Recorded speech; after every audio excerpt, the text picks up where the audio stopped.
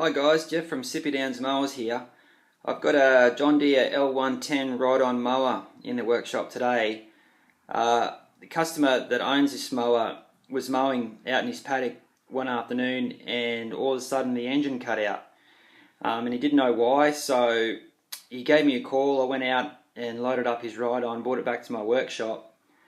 I've had a look at the machine and I found where the problem is. It's got to do with fuel, and in particular the type of carburetor on these ride-ons.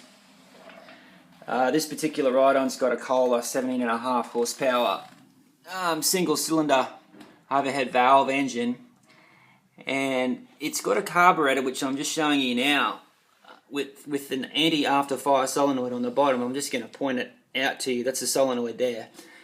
What this solenoid does is stop the engine backfiring after you've turned the key off.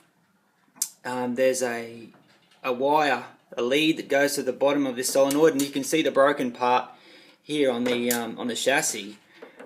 That wire is supposed to connect to the solenoid underneath there and connect to this wire here. This wire supplies 12 volts to the solenoid, which energizes a magnet in the solenoid and pulls a plunger down and lets fuel flow into the carburetor and hence run the engine. With that wire disconnected, the solenoid won't let any fuel get into the carburetor and therefore the engine won't run. If I just pull the solenoid and the bowl off like so and put the bowl down on the bottom here, I'll just show you the solenoid. That's it there. So what happens when you turn the key on and 12 volts energizes the magnet inside this solenoid, it pulls this plunger down, like so. And that's what lets fuel flow into the carburetor and into the engine. When the wire broke, what happens is the plunger stayed in the up position, like that, which blocked the flow of fuel, and cut the engine out. And that's the reason why this ride-on stopped in the paddock.